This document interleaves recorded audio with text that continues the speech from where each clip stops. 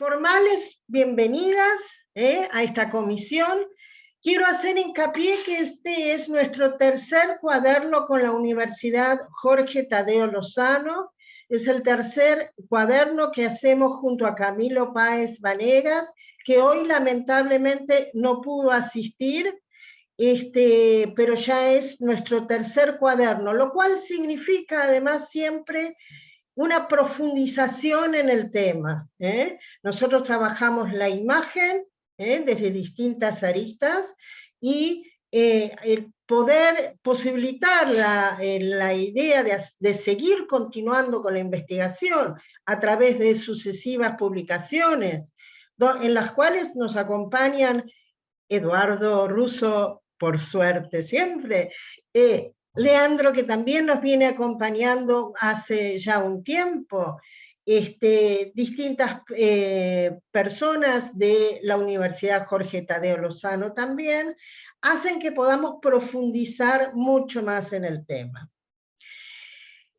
Nuestro tema de hoy, o sea, nuestro tema del futuro cuaderno, el que nos va a reunir el año que viene para presentarlo, we will be here next year to present the complete and published book, publication. Este cuaderno que contamos hoy de que se va a tratar, va a ver su luz el año que viene para el próximo, un poquito antes, a veces también, por eso yo los apuro con los tiempos, y va a ver su luz para el evento del año próximo. Bien, no quiero demorarme, para así no hacemos lo que hizo la comisión anterior, que es robarnos unos minutos. Entonces vamos a empezar. Vamos a empezar, Biagio y Tiago, ustedes tenían una reunión después, ¿cómo no? Comiencen ustedes. Muchísimas gracias, Alejandra, y de nuevo, buenas tardes a todos los colegas. Es una alegría estar con ustedes. Estos momentos realmente, a pesar de la pandemia que nos asusta siempre, pero son momentos muy bonitos de poder encontrarnos para hablar un poco de investigación. Bueno, el trabajo que nosotros entendemos presentar para ustedes por los cuadernos es un trabajo que viene de una colaboración entre Tiago y mí mismo como profesor. Tiago es mi estudiante y estamos trabajando bastante sobre Warburg y nos ha interesado un poco repensar cómo Warburg, Aby Warburg, de aquí a poquito voy a hablar un poco sobre él, algunas observaciones sobre la imagen a partir de un texto de Warburg que se llama el ritual de la serpiente, que además estamos leyendo en castellano porque no tenemos traducción en portugués. Un momento que, como tengo colegio docente, elimino el WhatsApp porque me están infernizando la existencia. Eso es típico, ¿no? Bueno, hacemos así entonces. Hemos escrito un pequeño texto que voy a leer ahora para ustedes. Luego, como tenemos 7, 8 minutos cada información, bien breve nuestro texto, le pido a Tiago que envíe las slides al final para no comprometer esos minutos que hemos a disposición. Bueno, considerado como un cuestionador de la concepción homogénea, o podríamos decir diacrónica, construida para la historia del arte hasta su época, Warburg, aunque dejó pocos escritos sobre sus propias teorías, se convirtió en un referente para los estudios actuales de la disciplina de historia del arte. La novedad de su formulación para la imagen artística partiría pues de la intangibilidad de elementos singulares que se manifestarían en la obra. Y el carácter novedoso de su lectura ya se puede observar en su tesis doctoral, que se llama El nacimiento de Venus y la primavera de Sandro Botticelli. Estamos hablando de 1892.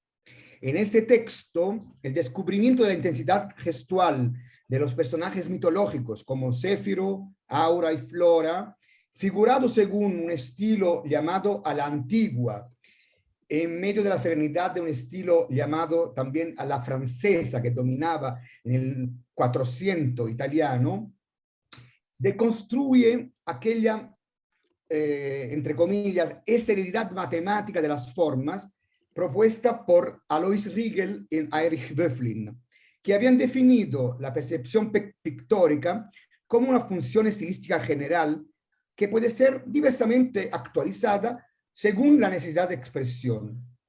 Ahora, Agamben, Giorgio Agamben, que dedicó grandes estudios, a nuestro parecer, a la producción warburgiana, dice en un texto que se llama A Warburg y la ciencia sin nombre, que el llamado a la búsqueda de la materia desconocida en el arte es la piedra angular del pensamiento de Warburg, esta materia desconocida. La esencia de la enseñanza y el método de Warburg, tal como se expresa en la actividad de la Biblioteca para la Ciencia de la Cultura en Hamburgo, que después se convirtió en el famoso Instituto Warburg, sede que todavía mantiene su rol, su papel importantísimo en Londres, determinó este cambio en el enfoque de investigación de la historia del arte, por lo tanto, no como historia de estilos o como historia diacrónica, sino como un resultado del estudio de fuentes literarias y del examen de tradición cultural. En cierto sentido, podríamos decir que el eje de interés de Warburg comenzó a moverse, y por lo tanto nos interesa por esto también, moviéndose, como decía, desde su centro hasta su periferia. Los principales conceptos warburgianos, que creo que algunos de nosotros conocen bien, son Nachleben, o sea, la supervivencia, el pathos formel, la fórmula del patetismo, si podemos así traducir, serían, por lo tanto, apodados en atención a esos aspectos pragmáticos e iconográficos de la obra de arte, como resultado de un estudio más amplio, un estudio que tiene que ver con la filología, con la historia, con la cultura, con la moda, la antropología, la etnografía, etc. Este proceso histórico, propuesto por Warburg, transforma el paradigma sobre el que se asentaba la historia del arte y, según, de nuevo, Agamben, crearía una nueva pregunta esencial para la disciplina de historia del arte.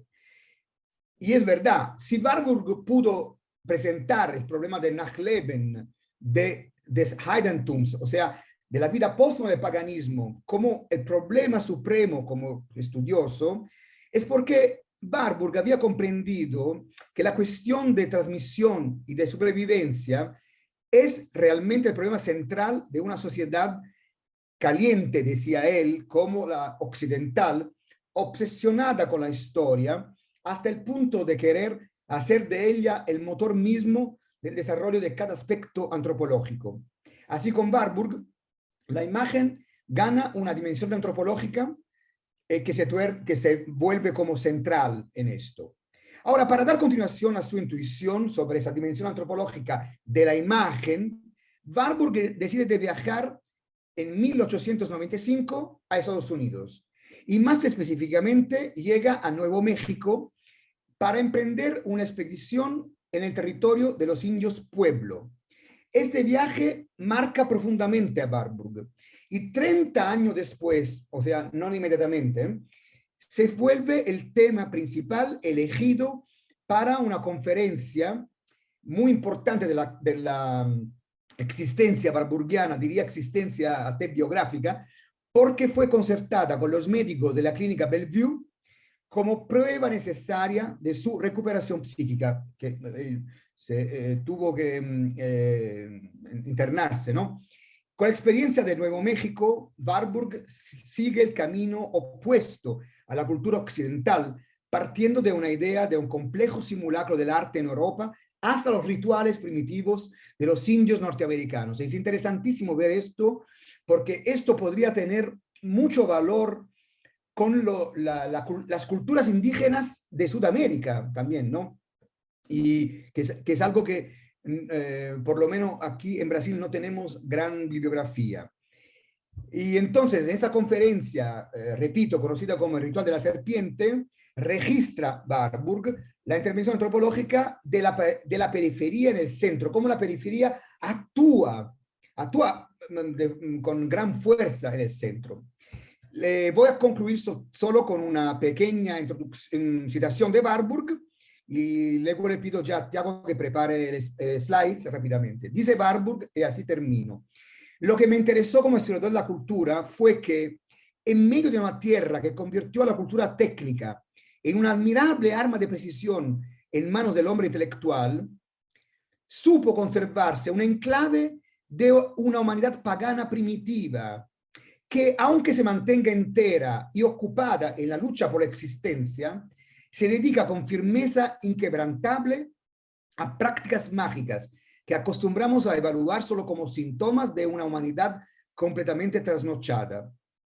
Pero en este caso, la llamada superstición va de la mano con la actividad vital. Y en este libro hay algunas fotografías que demuestran cómo el interés de Warburg estaba como deslocándose, desplazándose de una idea centralizada en el Renacimiento, más como decir que hay lugares de discurso pagano donde todavía se mantiene viva esta práctica, pero una práctica que lleva síntomas, simbologías muy fuertes y penetrantes. Ahora, Tiago, por favor, vamos a ver un poco rápidamente. Entonces, ese es el título de nuestra contribución. Son 5 slides solo. ¿Eh? La próxima, por favor, Tiago. Tiago, vas a hablar después español conmigo, ¿tá? Não estou conseguindo mover.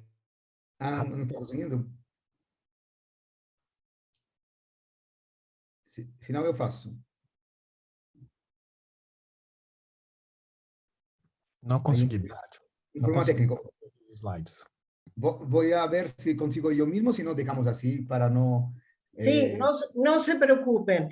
Quiero decirles, para que puedan mover las imágenes dentro del Zoom, lo que conviene es en el mismo PowerPoint, ¿sí?, poner presentación con diapositivas puestas por el autor, manual, y entonces las van a poder pasar. Ahora tal vez están viendo algo, ¿no? Sí, ahora bueno, sí. Ya, entonces estoy proyectando yo mismo. Ese es el título de esta contribución. Luego, esta es una imagen de Aby Warburg con uno de los indígenas de los pueblos. Esta hace parte del archivo Aby Warburg en el Warburg Institute de Londres. Y luego, un dibujo, esto súper interesante, de un estudiante indio con rayos en forma de serpiente, siempre del mismo Warburg Institute de Londres. Y luego, esto ainda más interesante, una tentativa de refiguración cosmológica, ¿no? Santa Fe, 1896, con los apuntes de Warburg que están al lado. Warburg se interesó, como saben, muchísimo de cosmología, y finalmente otra fotografía muy paradigmática a nuestro ver, de un indígena durante el ritual justamente de la serpiente, con una serpiente en la boca. Bueno, creo que podemos terminar así. Agradecemos muchísimo por su atención, y Alejandra, de verdad, muchas gracias de nuevo por haberme convidado a mí, a Tiago, y estamos felices de estar con ustedes. Nos vamos a quedar aquí por lo menos una otra media hora. Luego, lamentablemente, tengo colegios docentes y tengo que desaparecer porque si no me matan, ¿ok? Ok, perfecto. Una alegría que estén con nosotros en este ratito. Muchas gracias, fue muy interesante. Vamos a tener más adelante otra ponencia sobre Aby Warburg, creo que Mariana va a trabajar sobre eso también, así que va a ser muy interesante y enriquecedor. Pero para no molestarlos tanto tiempo a Lucy y a Duncan, ¿sí?, que están esperando y escuchan un español que no entienden, a pesar de que yo les ponga algunas cosas en el chat, les voy a dar la palabra a ellos. Lucy, tell us what you have to tell us, and I will translate after. Don't worry, because I will translate you. Really? Yeah, Okay. really. So do you want me to speak and then stop? No, it's not necessary because I've translated the abstract. Okay, terrific. Excellent. All right. Thank you very much for inviting me. I'm very pleased to be here, and apologies that I do not have Spanish. So, No, one second.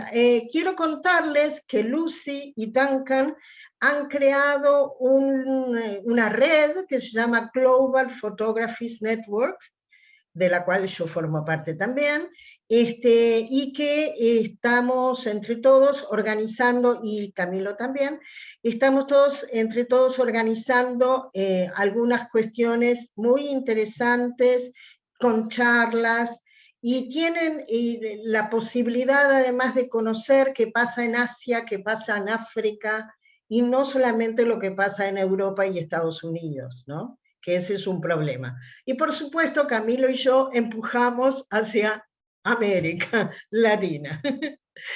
Bien, Lucy, please. okay. So my talk today is called Photography in Flux, the Global Contemporary. So this essay reflects on the conditions of contemporary art photography as a global phenomenon with an expanding international network of production, dissemination, and discourse.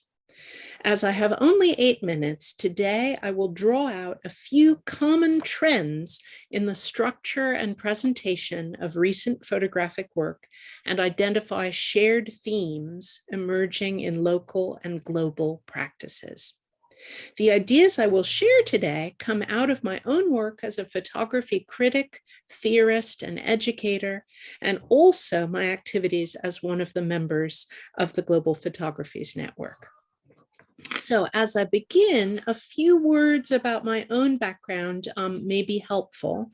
As a photographic artist and academic, I did my academic study, my bachelor's degree, my master's degree, and my doctoral degree, all in the United States of America. But I've worked for my entire teaching career in London, in the United Kingdom. So the foundation of my experience is Anglo-American with some grounding in a broader European context. So the first point I would like to make today, and I think this is something that we all know, but I'm going to tease out some different aspects of it. My first point is that internationally, the academic and artistic understanding of contemporary photography has shifted from a model of critique to a model of complexity and eclecticism. Photographic discourse has splintered since the turn of the millennium.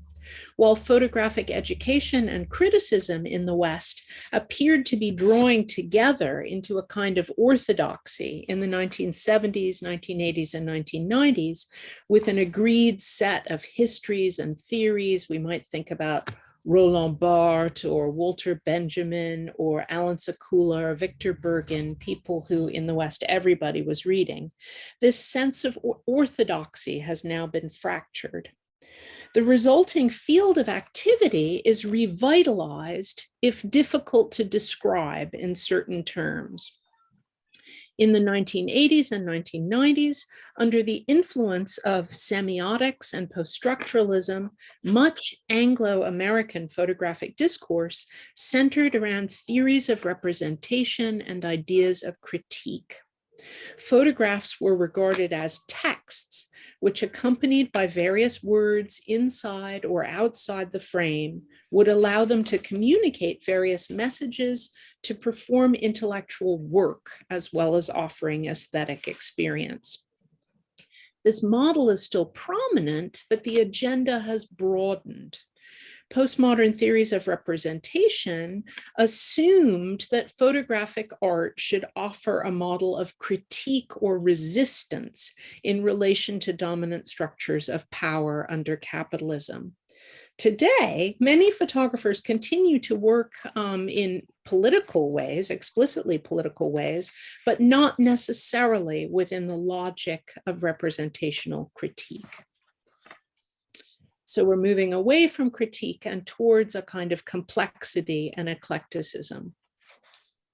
In his 2013 book, Anywhere or Not at All, the theorist and philosopher Peter Osborne links the end of the paradigm of critical representation in art and photography to global economic and political changes. And indeed, sometimes it seems like photography has fallen into a state of endless, chaotic consumer choice, as seen in international fairs and festivals, publications, and online platforms.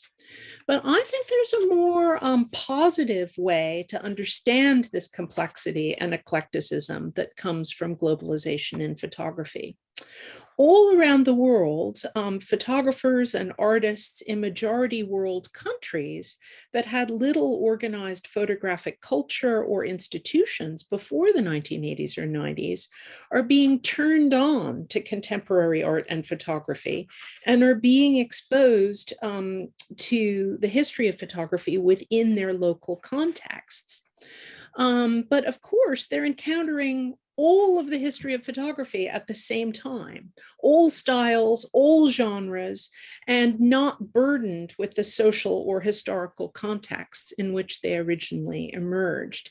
And of course, in the West, this is now, or in Europe and in the United States, this is of course also the case for our own young artists and photographers who through the internet, if they're not getting these traditional texts in their studies and they're encountering photography through Instagram, they're getting everything all at once with no history and no context. So this leads to a great openness and sense of possibility in global photographies, which are feeding back and forth between the well-established centers of the art world and emerging art sites all around the world. And out of this seemingly chaotic sea of activities, a number of significant currents are emerging. So in photography, there's been a really significant turn away from documentary, away from traditional modes of documentary. So the traditional model of documentary truth has been displaced, but new modes allow photographers to reflect on much of the same subject matter in different ways. The model of objective social documentary photography is being challenged as a transparent representation of truth, in large part because of how it's perceived in different locations around the world. So the visual and discursive forms of traditional documentary are seen by many photographers as representing outdated and unwelcome power dynamics. In South Africa, for example, we've learned from our colleagues in the Global Photographies Network that their young photographers really reject documentary modes because they associate them with white men and with the powers of colonialism. So now many artists are using photography in more personal ways, in more narrative ways, in more fictional modes to claim visibility and confront power in local contexts. So I just have one visual example for you today, and to avoid complication with images, I have a postcard, so I'll just hold it up. And this is an image by an Egyptian artist called Hiba Khalifa. And this is part of a collaborative project that she did with a group of anonymous Egyptian women who wouldn't ordinarily necessarily be photographed because they don't allow their faces to be seen in public places. But this was a collaborative project using Facebook, so using the internet and photography to capture the personal experience of women in their domestic spaces behind closed doors. So the impulse is documentary, but the process and the form that the work takes is very different from the kind of traditional documentary we might imagine. So another very important trend is that artist photographers are now called upon to be the curators of their own work, working in series with multiple images and considering how their work is going to be presented materially in exhibitions across a range of international contexts. So the idea of just taking a number of pictures and putting them in frames is no longer enough. In some cases, materiality and process themselves become important aspects of the work's content. And one of the most obvious ways we can see this is in photo books. Photo books are increasingly an important manifestation of this trend towards attention to material presentation and lots of formal experimentation. So these books are taking on original and beautifully designed forms that not only enhance the content of the photographic work, but also can, of course, circulate around the world and be like a miniature exhibition that can travel. So in many works, we can see photographers combining all over the world, photographers using research and combining research into local histories, identities, and experiences, and combining that research with photography to produce works that brings new knowledge and artistic sensibility together. And photographers are using some of these artistic means to comment on social issues and issues affecting the planet, such as climate change, migration, and the expression of marginalized identities. So I'm almost done. Over the past 2 decades, the makeup of my student body at the universities I've taught in London has become increasingly international. As the growing bourgeoisie of emerging economies around the world has begun to send more of their young people overseas for education, our photography student numbers have swelled with photographers from very diverse contexts, including Iran, Bolivia, Sierra Leone, Australia, Hungary, Costa Rica, Nigeria, Burma, Turkey, India, etc. This context is part of the background for the foundation of the Global Photographies Network, an organization which was founded by Duncan and Sarah Pickering in 2020 to link photography educators from around the world so that we could share ideas and develop a deeper understanding of how photography is understood in different local and global contexts. So it's in relation to this experience that I offer my current research. And this is part of why I'm very interested in photographic meaning, not only as it's projected outwards from the West, but also how it changes and evolves in relation to nodes of practice around the world. So that the dialogue is going in both directions, because it's very clear to us teaching that our students bring interests and cultural knowledge and history with them.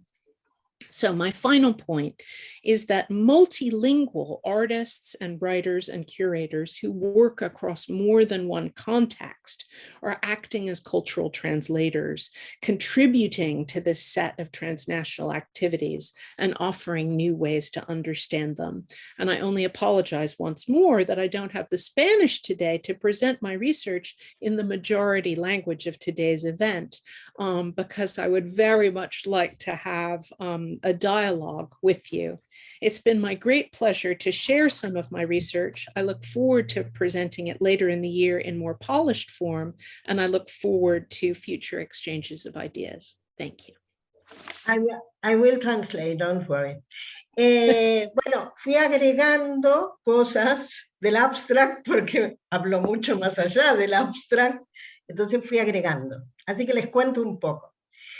Su trabajo se va a llamar Fotografía en Flujo, : lo contemporáneo global. Ella contó que estudió en Estados Unidos su carrera de grado y su carrera de posgrado también, pero que trabaja desde Londres en este momento. Su ensayo reflejará las condiciones del arte fotográfico contemporáneo como un fenómeno global, ya sea por sus internacionales condiciones de producción, discurso y por sus posibilidades comunicativas. El texto mostrará los caminos comunes en la estructura y presentación de los trabajos fotográficos e identificará las temáticas compartidas que resultan emergentes de prácticas, tanto locales como globales.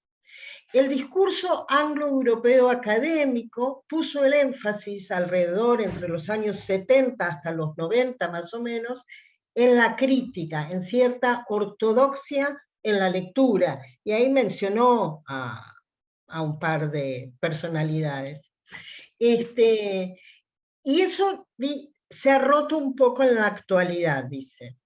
Actualmente fue desplazada, esta ortodoxia en la lectura, fue desplazada por un paradigma más ecléctico, en parte como respuesta a cierta pérdida de contexto producida por la globalización, los discursos posmodernos y actuales, que atienden más a la complejidad. Cierto consumo caótico se advierte, sin embargo, es sumamente interesante advertir los diferentes estilos y modos. Ella identifica también la influencia de las redes en todo esto. Ella dice que aparece un arte emergente de diferentes características, que está alejada de lo documental y de la ontológica noción de verdad y objetividad con la que nace la fotografía. Ya no se considera la transparencia.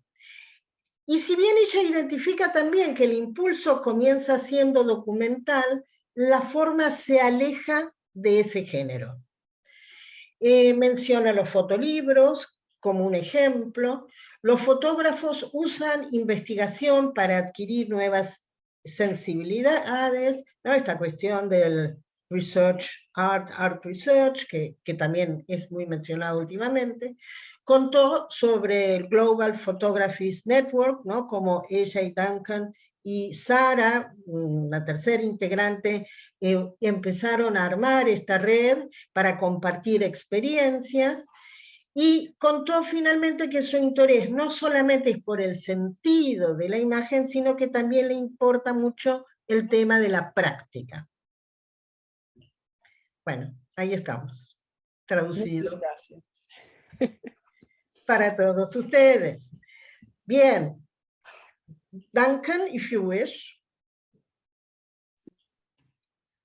Thank you, Ale, and apologies also for kind of forgiving my paper in English, and apologies, Ale, for what I kind of fear I'm going to do in terms of talking through the ideas for the paper, which will also kind of extend a little bit upon what's in the abstract. So, so what I'm going to talk about is the beginning of some research that attempts to bring together photographic practices in their kind of widest sense.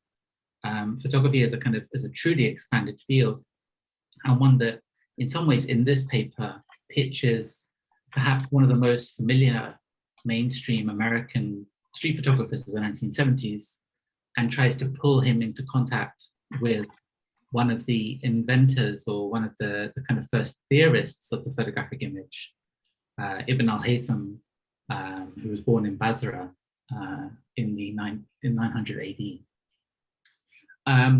So what I'm going to attempt to do is to kind of try to think about how we can pull together these distinct divergent practices to think about something useful as a kind of means of understanding the kind of complexity of photography theoretically. And to do that, I want to begin with what sounds perhaps like a joke, which is I'd like to propose that we take Garry Winogrand seriously. The American photographer Garry Winogrand, best known for a statement, "I've photographed to see what things look like when photographed." Of all the statements that circulate around the histories of photography, his infamous single line is one of the least examined. "I've photographed to see what things look like when photographed." I'll take it seriously because it is so often read casually, attached to shoot from the hip legend. I'll take it seriously because used in that way, It has had the effect of shutting down conversation and reinforcing photographic convention, a photography that does not speak, but simply shows.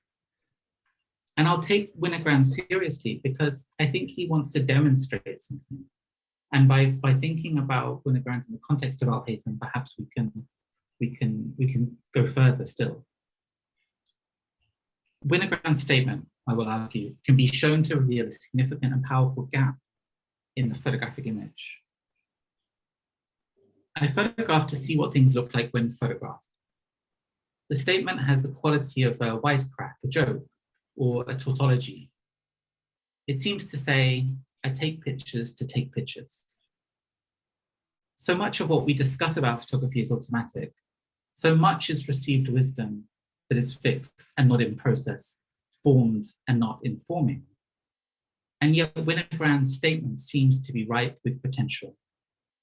Is there more than this, just first appearance? I want to try and hear what might be an earnest voice in Winogrand's statement. Winogrand, of course, worked like a machine, producing a volume of images that could not be seen in his lifetime. More than 2,500 rolls of film were left to develop at the time of his early death. His rate of production outstripped his ability to look and think through each frame.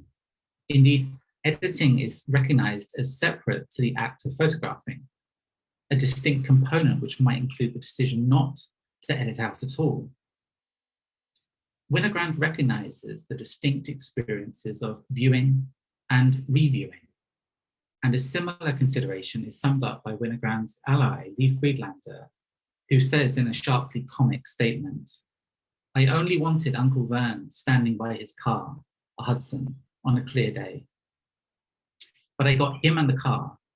I also got a bit of Aunt Mary's laundry and Bojack the dog peeing on the fence, and a row of potted tuberous begonias on the porch, and 78 trees, and 1 million pebbles in the driveway, and more. It's a generous medium photography. Friedlander's comedy might, like Winogrand's wisecrack, mask his target. Photography's proximity to accident, its difficult to discipline generative capacities. It's not unusual to notice something extra in the photograph, something that is happening at the edge of the frame. Perhaps to recognize this only as accident is to fail to observe agencies beyond our own and to overlook the sensitivity of the photographic program. Nevertheless, when I hear Winogrand say, I photograph to see what things look like when photographed, and I think of Friedlander, I begin to realize that Winogrand's statement is not throwaway at all. Both demonstrate empirical knowledge formed in the process of photographing and reviewing images. Winogrand has begun to stretch the gap between viewing and reviewing, the distance between when he takes a photograph and when he gets to see it, so that his relooking is further removed from the moment of the picture being made, a space made pronounced. And now I notice something in its tense. I photograph to see what things look like when photographed. In that pause, that between the act of photographing and the act of looking at the image, we encounter a present tense, I photograph, an infinitive verb, to see, and see present and infinitive brought together to produce a future conditional, I photograph to see. We encounter photography's past tense in the photographs too, but it's also as an event that has taken place, that has ended. But past, present, and future, and the infinite reside in one small statement. Such reflections on Winogrand might stretch what we can claim that the Winogrand himself means, but it serves us in two ways. Firstly, in recognizing the complexity of what Winogrand's thinking is starting to say, that is, the potentiality of the photograph. And secondly, allows us to go and search for something which Winogrand anticipates beyond the I photograph to photograph. So what is Winogrand seeking to find? It comes not at the moment of the photograph, of exposure, but at the moment of encounter with the image. I photograph to see what things look like when photographed. Winogrand is producer and receiver, and as maker and viewer, he witnesses the disconnect that has been there all along. Whether near or far, soon or in the distant future, the photograph is always a kind of parallax. Winogrand knows the photograph is not the world that he saw. The photograph is not a record of the world as it is. Images are produced with their own specific agencies and limits. If the photograph is different from the vision that brought itself into being, we can now no longer hold onto two dominant logics for photograph. That the image is a document that is untouched or uncropped, and the divinity of the photographer's eye, the idea of singular vision. No photograph is like this. It is always multiple. It is the product of operator and apparatus, photographer and camera. It is image and object, as well as conditions, the result of conditions of production and reception. This is not to say that we reject entirely the idea that an image might have access to truth. We might see, for example, in forensic architectures, complex multi-voiced testimony, the idea of a truth that is made by consensus. But we need a model of the photograph that addresses the idea of it being a complex assemblage. In accounting for this separation, incorporating it into what we understand the photograph to be, I want to propose the following: that by putting these back together, production and reception, the generative gap, recognizing the gap between them, is to think about the photograph as something like the scientific model of the experiment. Ibn al-Haytham, in his study of optics, The Shape of the Eclipse, written in approximately 990 AD, observed precisely that the transmission of light through an aperture produced two cones. One cone narrowing to its object to find its way into the aperture, and another expanding as it becomes an image on a receiving surface. One compresses and the other expands. Al-Haytham is the first scientist to really study and understand the camera obscura and the transmission of light, and the first to apply a rigorous version of what we would call experimental method.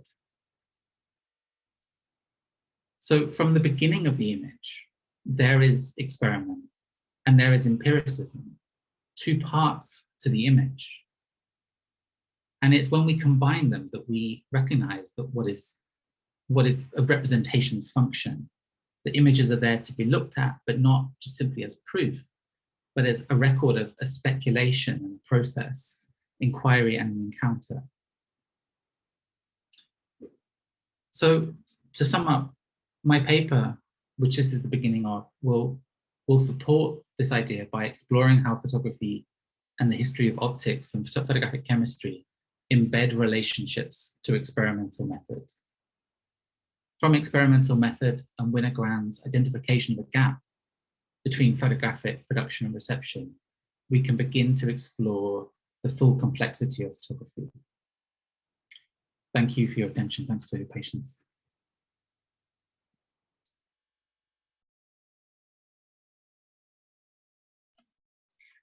Hay alguien que por suerte me dijo que apagara el audio porque se ve que se escuchaba el sonido de la escritura.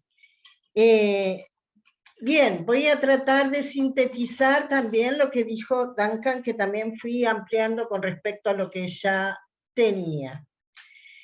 Duncan habló de que la fotografía es un campo muy extendido, que hay que poder unir las distintas prácticas que se encuentran dentro de la fotografía para comprender la complejidad del dispositivo. Menciona a Gary Winograd como que era muy conocido por la frase "miro las fotografías para ver cómo son las cosas en realidad". Y entonces Duncan nos habla del potencial de la imagen fotográfica. Winograd fue también muy secundado por Friedlander, ambos manifestaron la misma inquietud.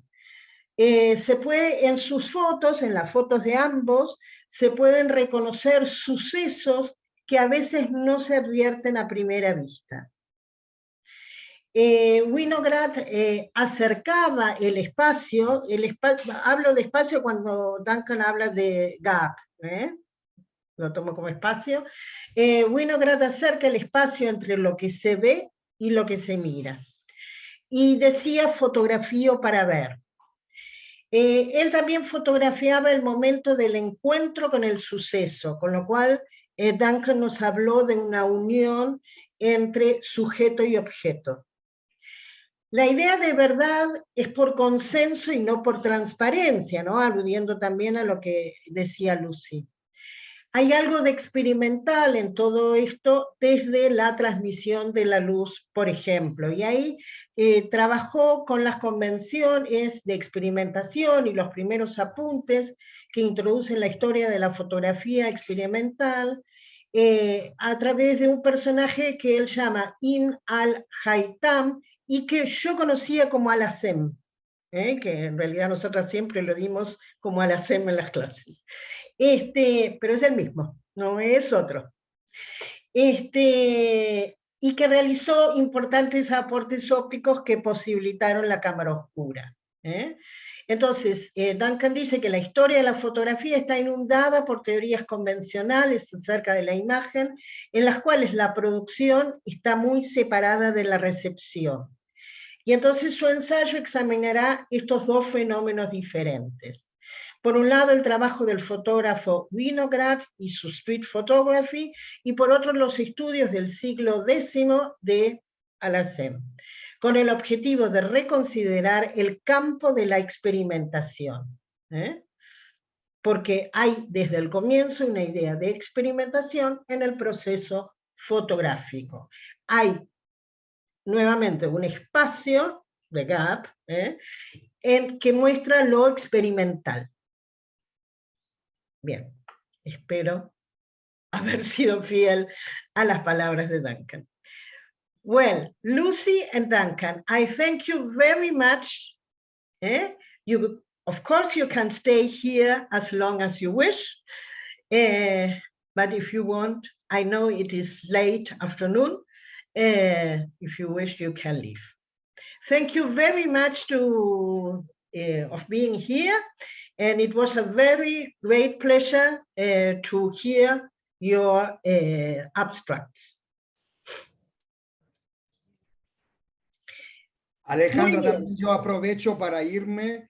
Okay. Agradezco mucho. Tiago se queda con ustedes, va a acompañar toda la tarde. Muy y luego bien. me contará. Estoy muy curioso, quería escuchar también a Mariana, ¿no? Que se ocupa de Warburg, Trinidad. Bueno, finalmente la vida burocrática es esto, tengo que irme. Muchísimas gracias, un abrazo fuerte, Alejandra. Gracias, Biagio, una alegría verte. Gracias, chao a todos y a todas, chao. Hasta Chao. luego. Bye bye, from Brazil to England too. Bye bye. Bye, bye, bye. Bien, podemos continuar un poquito. ¿Qué pasó? Acá está Mariana, ahí la veo. Vamos entonces con Mariana, si querés. Así continuamos un poco con la línea de Warburg. Hola, buenas tardes a todos. Mariana es de la Universidad Jorge Tadeo Lozano. Sí, aquí estamos con Javier Gil, ambos construimos en conjunto el texto.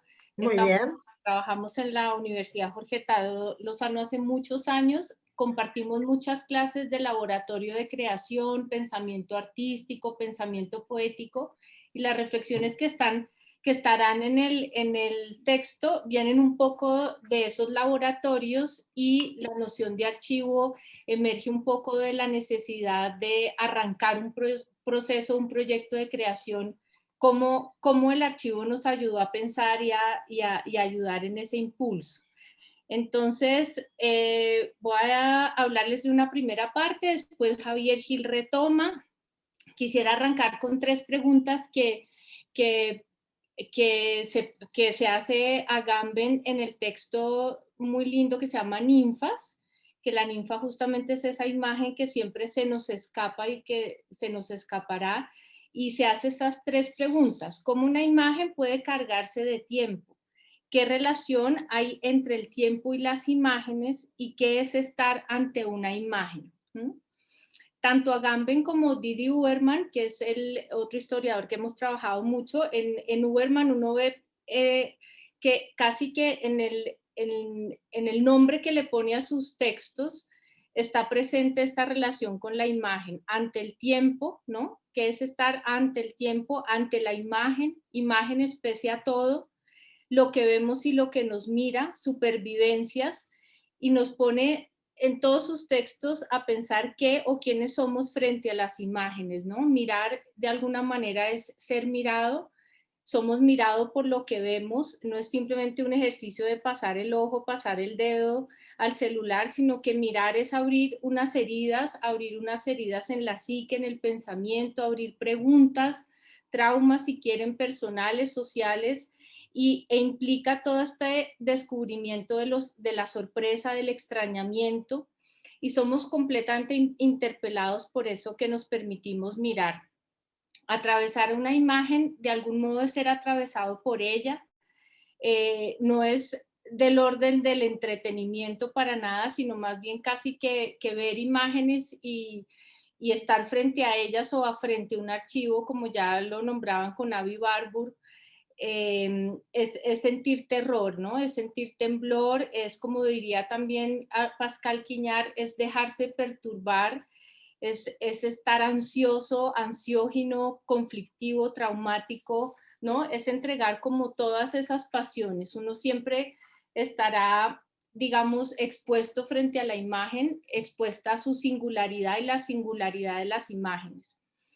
En un archivo, en una imagen, nunca se pretendería llegar a generalidades, sino más bien es interrogar toda esta ambigüedad, toda esta confusión, todas estas preguntas. Lo que plantea un archivo es una posibilidad de armar una cantidad de preguntas que no necesariamente tienen una respuesta. Y hemos visto que en los archivos de los estudiantes y de nosotros mismos que hemos hecho, el archivo se vuelve como un dispositivo porque dispone y nos pone frente a unas imágenes y nos permite llegar a hacer unas conexiones, unas relaciones.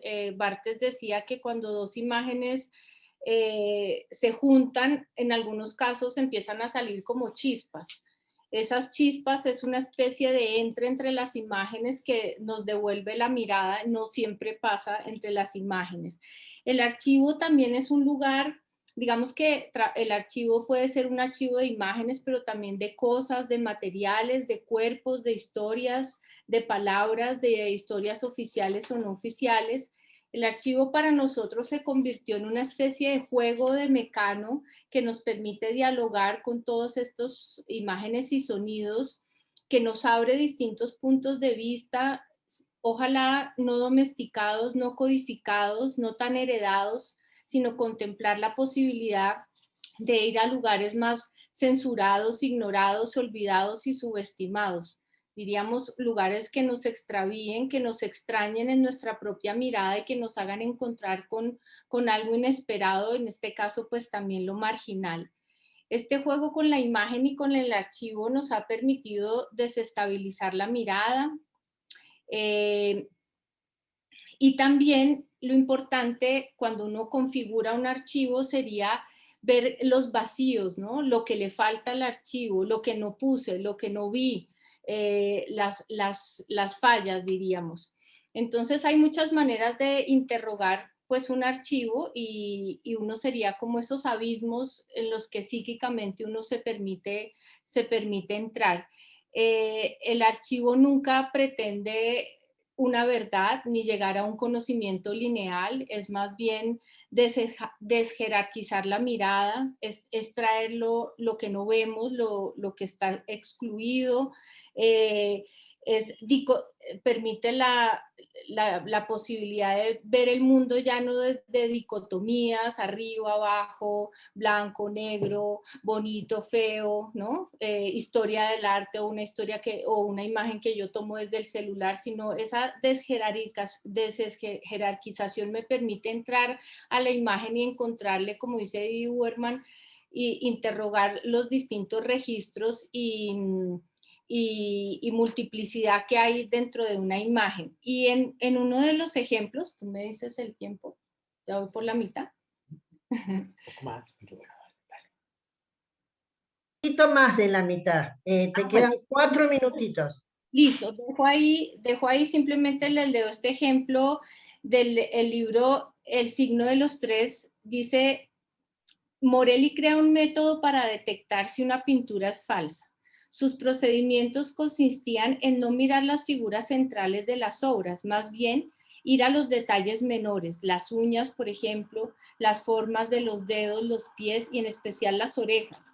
Así se identifica si un Tiziano era un Giorgione o si un Botticelli era original o falso. El autor hace una analogía entre los métodos de Sherlock Holmes, Freud y Morelli, pensando que en los detalles marginales estarían las claves para encontrar realidades ocultas que escapan de las lecturas totalizantes. Lo que para Conan Doyle serían indicios y huellas, para Freud serían síntomas y lapsus, y para Morelli características pictóricas. Un poco ese es como el lugar del archivo.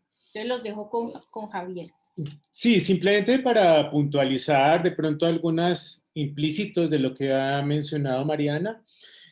Pues la idea, digamos, la idea es distanciarse un poquito de la idea del archivo simplemente como un depósito, un lugar donde se alberga el pasado y en ese sentido creo que hay una primera aproximación a algún planteamiento de Foucault cuando habla de que en un archivo hay todo un orden discursivo.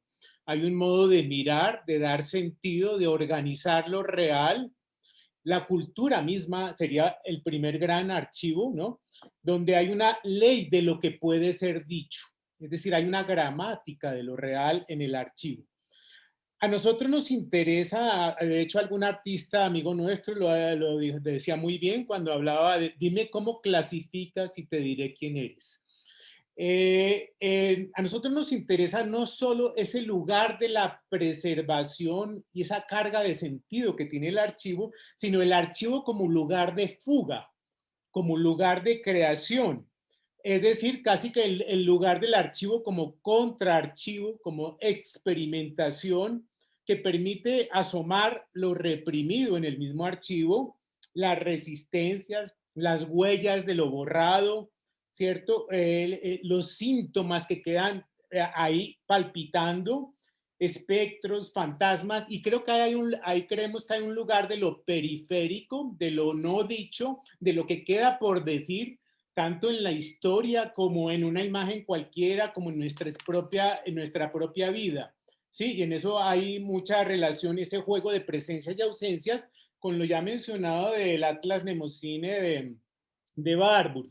Entonces nos interesa, repetimos, el lugar no tanto de preservar un pasado, sino de experimentar con lo posible, de hacer aparecer lo no dicho, lo que quedó por decir.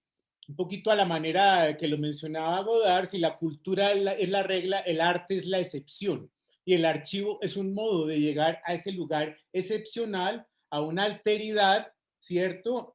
Y ese es el lugar donde creemos que está, de alguna manera, un lugar para la creación, para el pensamiento artístico, entendido un poco a la manera de Huberman como pensamiento montaje, que libera posibles, desactiva mundos, reactiva otros mundos, desjerarquiza, rompe gramáticas, continuidades y puede generar ciertos desvíos, otros modelos de temporalidad, ¿cierto? Y otros juegos con la mirada, ¿no?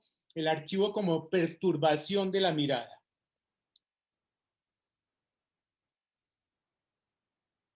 No te oigo. Muy bien, muchísimas gracias, muy interesante. Creo que hay muchos puntos en coincidencia entre todos, ¿no? El tema del punto de fuga, la periferia, lo que no está expresado, ¿eh? Lo que se oculta. Muy, muy interesante. Me parece, la verdad, visto así, me parece que va a ser un volumen increíble. Muchísimas gracias. Bueno, si Laura desde el lejano sur quiere hablarnos, yo antes quisiera preguntarle a Laura si es su cumpleaños. Es mi cumpleaños. Ah, me enteré hoy, sí. Bueno, feliz cumpleaños. Muchas gracias. Les cuento un poquito, Laura es recibida en la escuela Motivarte y ha hecho un postítulo de capacitación docente en la misma escuela, una especie de postítulo que la habilita a la docencia y nos va a contar un poquito su tema. Bueno, mi tema justamente tiene que ver con la experiencia con la práctica docente. De ahí surge la necesidad de pensar un poco en cómo acompañar a los alumnos en el proceso creativo, ¿no? Pensando cómo ayudarlos a entablar ese camino. Y lo primero que desarrolla el artículo es que como docentes sería muy bueno que podamos construir y sobre todo sostener un contexto creativo, ¿no? Que la creatividad necesita un contexto creativo para que ellos puedan ir abordando ese camino. Nosotros deberíamos ser una especie de usinas culturales de acercarles materiales, imágenes, autores, pero también textos, textos audiovisuales. Un poco esto también que hablaba recién en relacionarles a ellos, ser como mediadores culturales y acercarles materiales que los provoquen, que los saquen de ese lugar de seguridades y sobre todo tomando el concepto de hipervisualidad del que habla Víctor Renovel y de iconósfera, digamos que también no nos es ajeno porque es parte de lo que vivimos a diario, donde la imagen es omnipresente y hay un caudal de imágenes enorme alrededor nuestro y además que pasan a velocidades tremendas, termina eso configurando una hipnosis visual o una congestión perceptiva, así lo nombro en el artículo, y que eso necesita de un ejercicio crítico, ¿no? Como para poder hacer una especie de limpieza en todo eso y poder extraer lo que resulta realmente significativo. Entonces, desde el rol docente me parece fundamental poder acompañar a los alumnos a ejercitar esa mirada crítica y selectiva desde la que puedan encontrar lo que para ellos es realmente significante dentro de esa gran marea de imágenes que nos constriñan. Si lo que vemos, como sabemos, es producto de lo que hemos aprendido culturalmente, de alguna manera la idea es poder acercarle a los alumnos aperturas a esa mirada, acercarles otros materiales, también como hablaron recién, esto de que lo censurado, lo no hegemónico, distintos materiales que los ayuden a correrse de sus seguridades y empezar quizás a mirar de otro modo. Y también en ese sentido proponer un camino que sea algo así como sacarlos de las redes y iniciarlos en un camino mucho más interno, personal, en el que ellos puedan encontrar esa relación única finalmente que cada uno tiene con la existencia, digamos, con los afectos, con la naturaleza, con los vínculos, eso que nos atraviesa personalmente a cada uno y es lo que finalmente hace que podamos hacer algo original obviamente no en el sentido de esta connotación publicitaria, de original como novedoso, sino original como estrictamente personal, y que eso va a dar a las imágenes que los alumnos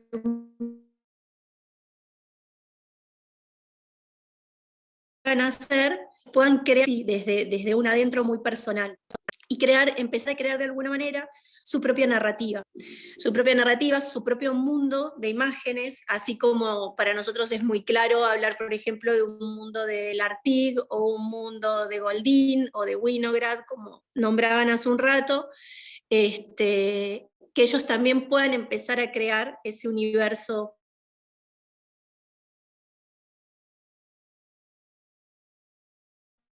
de imagen. Y ese camino también encontré a medida que iba desarrollando el artículo, es un camino muy sensible, ¿no? Muy personal.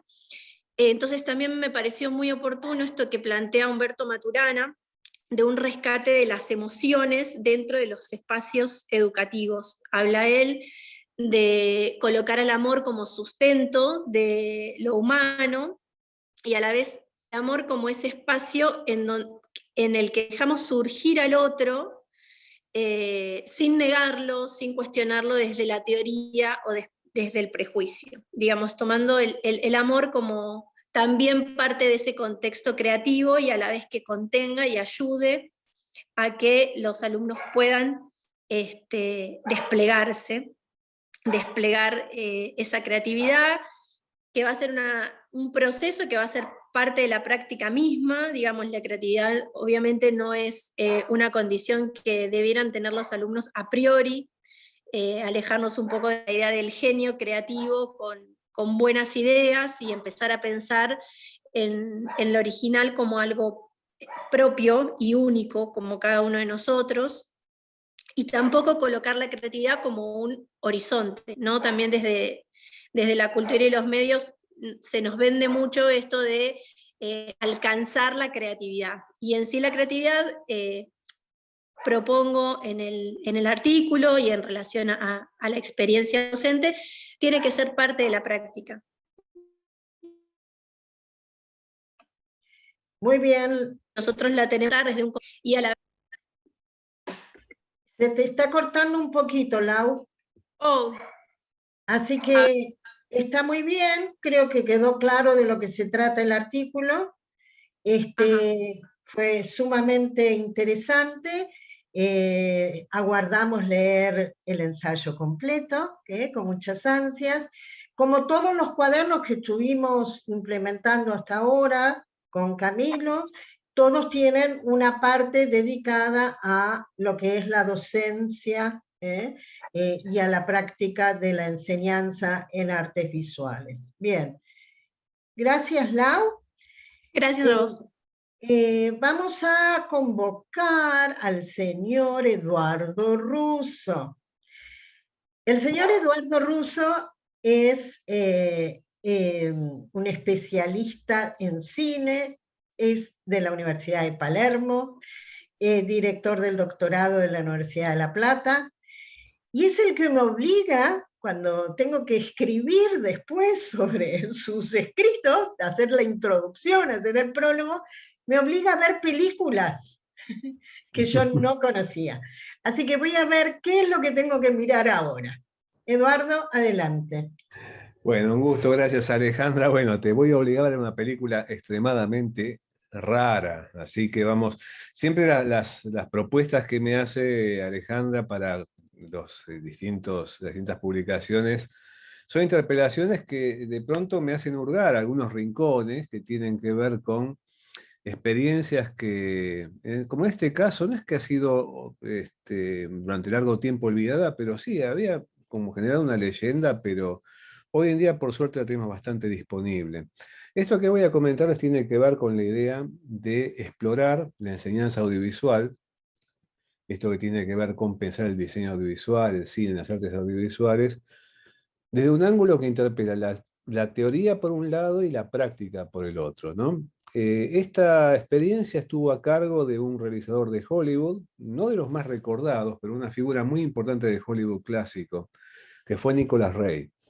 Hoy en día uno dice Nicholas Ray, de pronto no tiene una imagen demasiado poderosa, pero por ejemplo, para citar alguna forma de dar un contorno de esta personalidad, en los años 50, alguien tan exigente y tan, en ese momento ya influyente como crítico como era Jean-Luc Godard, dijo lo siguiente, lo leo textual, dice: si el cine dejara de existir Solamente Nicolas Rey da la impresión de poder reinventarlo. Esto lo escribió Godard antes de ser director de cine, cuando era crítico en 1957. Era una de las figuras fundamentales de la generación que surgió en Hollywood en los años 40, fines de los años 40. Tuvo una carrera muy, pero muy importante hasta los años 60 y luego fue interrumpida de una manera muy llamativa. Él se muda a Europa, se convirtió en una figura, casi una especie de paria nómade, filmando en Europa de una manera completamente intermitente y al mismo tiempo como en estado crecientemente marginal. Y en un momento dado, a comienzos de los años 70, vuelve a Estados Unidos, pero vuelve como profesor de cine. Y lo contrata una universidad que es la State University de Nueva York, una universidad que tenía un college que enseñaba una escuela de cine, el Harper College, para dictar un curso de realización cinematográfica. Esta propuesta toma a Nicolas Rey en ese momento de vuelta a Europa, donde uno lo veía y de pronto parecía un personaje que estaba pasando una situación muy, muy económica, muy delicada en cuanto a su aspecto general. Aparte de tener algunas dificultades serias ya en ese momento con drogas y con alcohol, pero bueno, se pone a enseñar cine, 60 años aproximadamente, y se encuentra con un grupo de estudiantes a los que le propone filmar una película en el curso de un año. Les voy a mostrar unas imágenes, yo haciendo lugar a esto que sugería ayer Alejandra de mostrar 3 imágenes. Si puedo compartir, ¿es posible, Alejandra? Sí, ¿no? ¿Me habilitas? Les voy a compartir estas imágenes que tienen que ver con esto que les estoy comentando. A ver, ¿están viendo conmigo? ¿Sí? Este es el título que les propongo el artículo, se llama Es que se puede volver a casa, que es algo conectado con el título del largometraje este al que hago referencia, se llama We Can Go Home Again, que es una película inacabada, que tuvo una primera versión en los años 70 y la última versión disponible está hecha por el iFilm Museum de Ámsterdam en el año 2011, se presentó en el Festival de Venecia ese año. Y bueno, la idea es que es una película que este director filmó a lo largo de ese año con sus estudiantes y que siguió retocando toda su vida. Rey va a morir en el año 1979 por un cáncer de pulmón y de pronto hasta los últimos días de su vida tenía esta película en un estado como de retoque permanente. La primera foto que quería compartirles tiene que ver con justamente a Rey enseñando en el Harper College con sus estudiantes. Estudiantes que de pronto es bastante curiosa esta relación que se establece en ese momento, año 73, 72-73, porque él tiene una relación problemática con esa población estudiantil que le dicen, usted es muy viejo para ser el nuevo profesor. Al mismo tiempo era un desconocido para ellos porque se había ido de Hollywood a comienzos de los 60, en plena crisis, después de haber hecho grandes superproducciones, pero había sido alguien bastante olvidado en la década siguiente, de 1964 y ese momento en que aparece en el Harper College. Y los estudiantes también resultan desconocidos para Nicolas Rey porque siempre fue un director que se rodeó mucho de jóvenes. Sus películas más conocidas tienen de pronto una predominancia actoral juvenil, fue una figura íntimamente asociada, por ejemplo, a lo que fue el perfil de James Dean, y al mismo tiempo conservó en cierto tipo de ángulo de su personalidad un contacto muy poderoso con lo que son figuras como la de la adolescencia o la juventud temprana. Y bueno, en ese momento lo que va a hacer Rey es una propuesta que no solamente va a ser filmar un largometraje durante un curso de un año, sino filmarlo de una manera como refundando el cine. Les propongo otra imagen compartir, que esto tiene que ver con un momento de clase pública. Ese parche que le ven en el ojo bastante curioso en Rey, porque de pronto estaba, no estaba. No estamos viendo, porque no están avanzando las imágenes. No, a ver, ¿no se ve la primera imagen tampoco? No, la tapita sí, pero el resto no. Sí, perdón. A ver, ¿y ahora están viendo las imágenes? Ahora sí, ahora sí. Sí, cuando pasa con pantalla completa tiene este problema. Estamos viendo al parche en el ojo de Rey, que como les comentaba, sale y entra permanentemente, tiene que ver más que una especie de gesto, digamos, de personalidad que de necesidad fisiológica. Pero bueno, la propuesta básicamente es filmar una película de una manera no solamente no convencional, sino que se va a convertir en un film que es a la vez, y esto es bien difícil que se produzca, el más testamentario de su producción, en el sentido de que es prácticamente, bueno, una especie de resumen de su vida y lo que va a dejar para después de su muerte, y al mismo tiempo es más experimental, testamentario y experimental. Aquí la siguiente imagen que vamos a ver tiene que ver con una etapa de la producción de este film. Lo vemos ahí tirado como si fuera uno de los aparatos del laboratorio de la escuela, uno más de ellos, pero localizado entre distintos dispositivos y aparatos de imágenes, porque intenta romper, primero con lo que llamaríamos, con un vocabulario más actual, la linealidad narrativa. Es una película que tiene un trabajo de estructura narrativa no lineal, trabaja sobre la crisis de la sociedad de su tiempo, pensemos los primeros años 70 en Estados Unidos, la crisis estudiantil después de los momentos especialmente revolucionarios de los años 60 y cierto momento de desencanto muy poderoso que se vive avanzando en los 70 con la crisis de Vietnam, etc. Y también su propia crisis existencial como director de cine, ubicado en una periferia que viene justamente a jugar el concepto que nos convoca en esta publicación, periferia de lo cinematográfico en el sentido convencional, en el sentido de pensar al cine como una máquina de contar historias de largometraje durante 90, 100 minutos, 120 minutos, un poco más, y a cargo de una industria, ya que esta película va a ser filmada en todos los formatos disponibles de cine en ese momento. Él va a usar película profesional de 35 milímetros, película semiprofesional de 16 milímetros, película de 8 milímetros, que en aquel momento el Super 8 era la modalidad, digamos, de cine amateur familiar, y al mismo tiempo también experimentar con imágenes electrónicas, no solamente con imágenes de video, sino con unos aparatos que en ese momento empezaban a desarrollarse, que son los sintetizadores de imagen de video, generando con las imágenes ya formas plásticas que en ese momento aparecen como una nueva frontera de lo audiovisual, que se habían empezado a hacer, a convertirse en disponibilidades muy, pero muy importantes para el ascendente videoarte.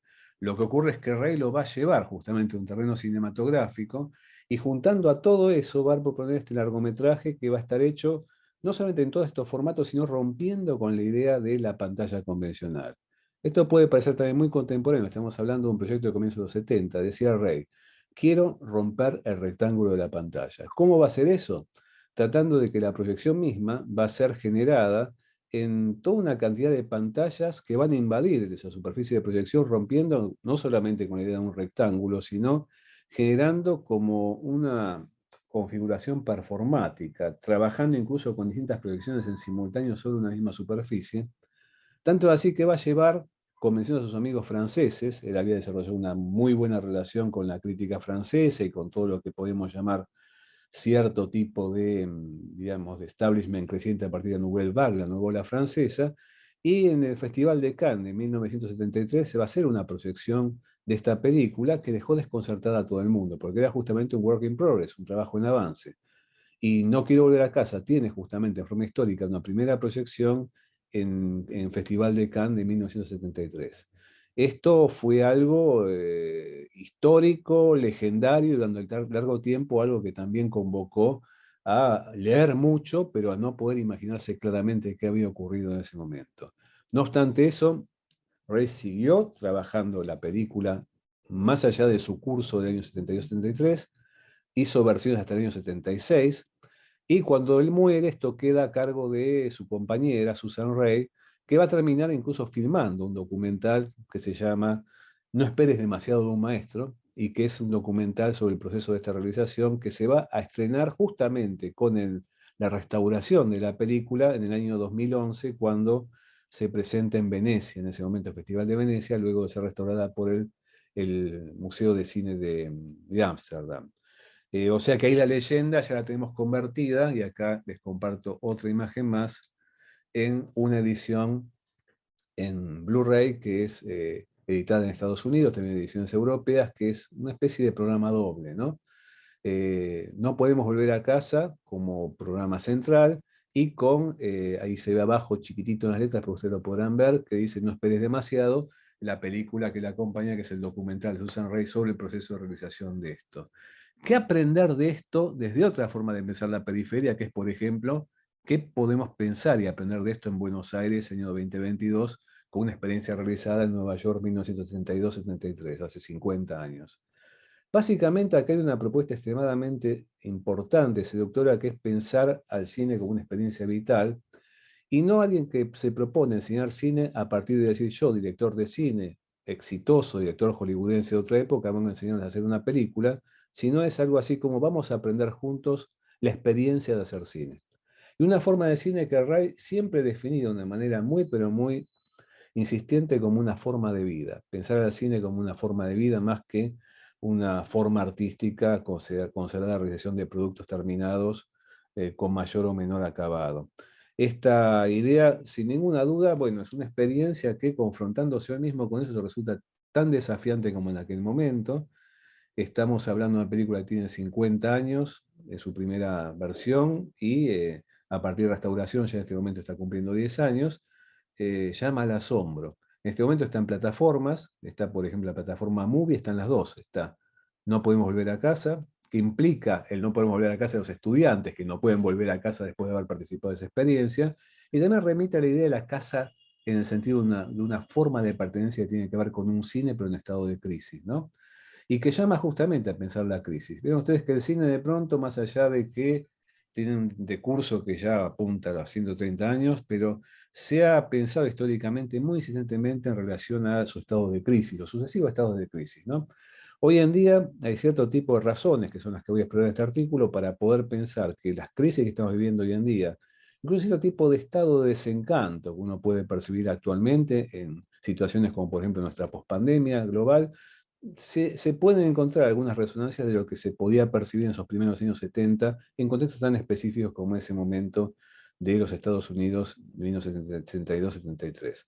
Y obviamente, perdón, ya redondeo. Ok. Sí. La idea es que esto tiene que ver con una película que se puede considerar fallida, porque en cierto sentido no es una película terminada, redonda, sino que, claro, es una especie de hipótesis de reconstrucción de lo que podía haber sido. Un dato interesante es que Ray, para pensar esta película, ¿saben qué hacía? No hacía guión, no trabajaba con ningún elemento de preproducción convencional, sino que hacía acuarelas. Y en las acuarelas empezaba a explorar de una manera iconográfica lo que quería poner ahí en esa experiencia, que tampoco se redució a una pantalla. Esto es un fracaso, pero un fracaso estelar de alguna manera. Remite a una, acá voy a traer a colación una última cita que tiene que ver con una frase famosa de Samuel Beckett, que decía: lo intentaste una vez, fracasaste, no importa, inténtalo de nuevo, fracasa mejor. Si bien es un fracaso, realmente más quisiera uno de vez en cuando poder fracasar de esta manera, ¿no? Y es un fracaso que deja al mismo tiempo lecciones que son extremadamente pertinentes para lo que es la actualidad de la enseñanza del audiovisual. Les agradezco la atención y gracias. Muchas gracias a vos, Eduardo. Va a ser sumamente interesante leer ese artículo y además con cuestiones sumamente contemporáneas también a partir de la figura de Rey. Bien, quiero decirles que hay muchos escritores más que nos están faltando en el día de hoy, tanto de la Universidad Jorge Tadeo Lozano, como otros invitados a escribir también. Tuvimos el caso de Leandro Ibáñez, que iba a exponer y de pronto le avisaron que su mamá había tenido un accidente automovilístico, con lo cual salió corriendo y no está, pero había estado al principio. Bien, vamos a terminar entonces con Leticia Sahagún. Leticia Sahagún fue estudiante de letras, es egresada de la escuela Motivarte como fotógrafa profesional y ha cursado también el postítulo de capacitador docente y nos va a contar un poquito también acerca de la experiencia docente. Muchas gracias, Ale. ¿Cómo están? Buenas tardes. Bueno, el artículo está obviamente muy conectado con el de Laura porque reflexionamos alrededor de temas similares, ya que nace también del mismo núcleo. Se llama ¿Cómo piensa un artista? Enseñanza, proceso creativo y estéticas contemporáneas. Pretende pensar o reflexionar en torno al aprendizaje del proceso creativo en artes visuales, en fotografía en particular, pero desde la fotografía hacia otras artes en el contexto contemporáneo, y pretende una articulación obviamente teórico-práctica para pensar la actividad, la labor docente. El objetivo más importante del artículo fue tratar de materializar una propuesta que sea no lineal y que tiene como premisa la idea de que la labor artística, el trabajo artístico, es una forma de pensamiento, y es una forma de pensamiento que tiene la posibilidad de ser estimulado, de ser expandido, de ser elaborado. El origen no es desde la teoría hacia la práctica. En mi caso, este artículo fue una oportunidad de reflexionar sobre lo que yo efectivamente estaba haciendo en mi labor como docente. Yo doy clases de historia del arte, doy clases de fotografía creativa y tengo un taller de desarrollo de proyectos artísticos en donde todo el tiempo nos estamos haciendo la pregunta sobre cómo se generan las ideas, cómo se articulan los proyectos. Y venía estableciendo algunas respuestas posibles, algunas intuiciones, y esta fue una oportunidad de sistematizar algunas de las cosas que estaba haciendo y de pensar una articulación teórica de lo que estaba haciendo, no solamente dentro de las estéticas contemporáneas, la filosofía de la imagen, sino tratar de establecer los vínculos de lo que estábamos haciendo con las prácticas artísticas contemporáneas, con lo que nos encontramos en las galerías, en los museos. Una manera de hacer contemporánea que sin duda estaba ahí en nuestras maneras de hacer y que me sirvió muchísimo pensar en el artículo cómo se establecían esos lazos con la teoría. El artículo más que nada tiene, por supuesto, un intento de pensar este marco teórico con las estéticas contemporáneas alrededor de nociones como la de la metamodernidad, la noción de la hipervisualidad, la noción del arte en flujo. Obviamente también la importancia que tiene en el arte contemporáneo la dinámica de la instalación, relacionada por supuesto también con el montaje como forma de conocimiento del que habla Didi Uberman, la importancia del atlas como gran disparador de muchos de los procesos creativos que se dan en el taller en el que trabajamos en conjunto con los alumnos. Nociones como el pensamiento radicante, como el gesto del artista, el vestigio, la importancia de la noción del juego en la práctica artística. Algunas de esas ideas están elaboradas en el artículo, pero tienen como un objetivo final tratar de pensar cómo todo ese contexto teórico nos invitan a reflexionar o a redefinir qué significa la noción de proyecto en el contexto de la educación artística contemporánea. Una palabra, la de proyecto, que viene de la modernidad y que tiene esa noción no como de la flecha, que tiene un punto de partida desde el sujeto creador, que tiene un objetivo final y se dirige en línea recta, sin mirar hacia los costados ni las consecuencias, ni ninguna de las opciones no preestablecidas en ese objetivo, en esa idea. Y esa noción de proyecto es absolutamente limitante para los estudiantes, genera muchas expectativas, pero también muchísimas decepciones, y no permite ver que muchas de las cosas que surgen y que tienen potenciales creativos están siempre ahí, pero quedan por fuera de esa línea que se proyecta hacia adelante. Así que, de algún modo, las actividades, las estrategias y las herramientas que se dan en el espacio del taller apuntan a prestar atención a lo demás, a prestar atención a los bordes de esa idea de proyecto, a los desechos de ese proyecto, a todo lo que queda por fuera de esa idea moderna que busca siempre las respuestas y no se detiene a contemplar con un poco más de amabilidad y cariño a la incertidumbre y al deseo de pensar desde la pregunta y no tanto desde las certezas. El artículo intenta sistematizar algunas de las herramientas que utilizamos en mis clases.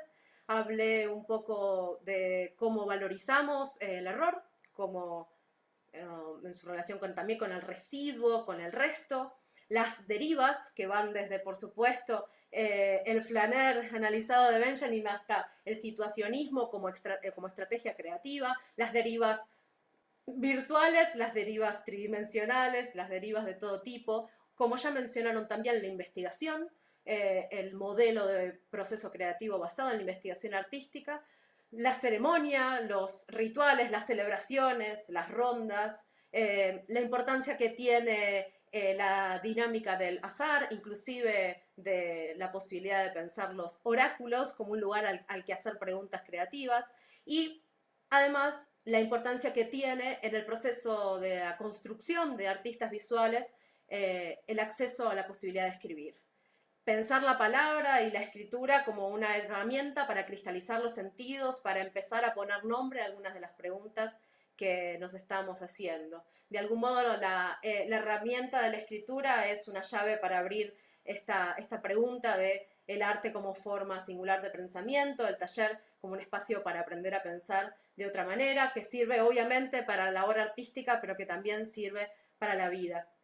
Y finalmente que en ese contexto hay una figura, que es la figura de la maestra, en este caso, de la docente, que se sigue preguntando cuál es su lugar ahí, en esa dinámica de incógnitas e incertidumbres y deseo de hacer.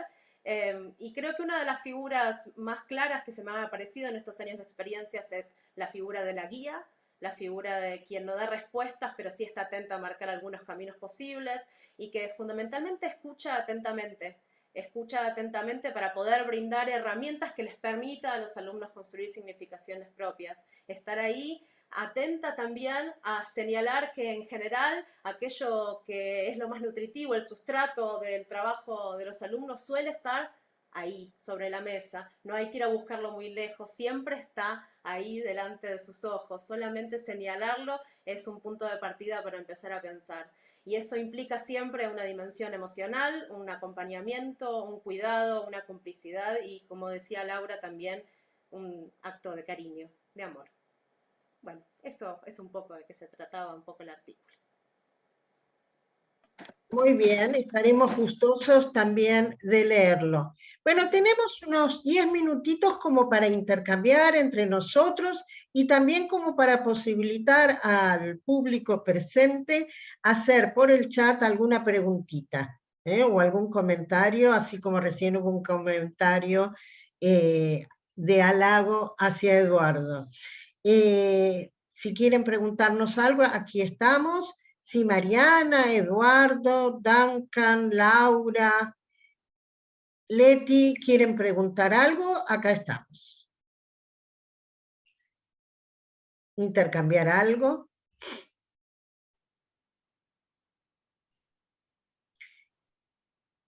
Porque hemos sido muy puntuales gracias a algunas bajas que hemos tenido. Aquí nosotros encontramos muchas resonancias con lo que habló Leticia en relación al devenir, que un archivo produce una cantidad de devenires, tiene una cosa oracoluda sin una respuesta final, la vida en juego totalmente, la escucha de un profesor hoy en día. Y Javier tiene una pregunta o una apertura. Hola, sí, nosotros también estamos un poco en el lugar de la pedagogía y de la pedagogía de la creación, que naturalmente es otra pedagogía. Sí, y como bien lo dice Leticia, no es el lugar de la lógica explicadora del maestro, sino de la lógica propiciadora del maestro. Cómo propiciar, cómo detonar acciones y procesos en el alumno, y queríamos preguntarte cómo inicias un proceso de estos, cómo lo provocas, desde dónde arrancar para que un alumno entre se desplace de una lógica de recibir explicaciones a una lógica de más de experimentación y acción creadora. Qué rica pregunta, muchas gracias. Se me ocurre una respuesta posible. Creo que la propuesta depende de la persona. En general, como decía, escucho un poco algunas cosas que tienen para contar sobre de dónde vienen y qué quieren hacer, esas ideas de lo que hicieron y hacia dónde quieren hacer. Y más que ofrecer referencias o ver imágenes, les propongo que muestren aquello que hicieron de una manera distinta como lo mostraron siempre. Que inventen un dispositivo nuevo para mostrar aquello que les interesa hacer. Y ese ejercicio de cambiar el circuito de las maneras de decirse inclusive ellos mismos ya puede ser un puntapié inicial para tirar del hilo y empezar a construir desde lo que ya tienen hacia otro lugar. Se me ocurre escuchándote, no lo sé, pero en principio que se lo puedan, en el mejor de los casos, proponer ellos mismos entre los compañeros y compañeras sin que yo hable. Mejor todavía. Gracias. Porque un placer. Muy bien, perfecto. Bien, ¿algún otro comentario para realizar? Yo quiero agradecerles realmente a todos la presencia de esta tarde. No sé cuándo de vacaciones están. En Colombia no están de vacaciones. Porque nosotros estamos en unas pseudo vacaciones de invierno. Muchísimas gracias por haberse tomado el tiempo para contar sobre sus escritos. Este intercambio realmente no solamente es enriquecedor, sino que también despierta curiosidades y despierta el deseo de lectura, con lo cual está cumplido el objetivo del encuentro. Va a ser absolutamente maravilloso encontrarnos el año próximo para presentar nuestro cuaderno y hablar, sobre nuestros escritos ya acabados, con las conclusiones como ya sacadas. Muchísimas gracias a todos por estar acá y nos vemos pronto.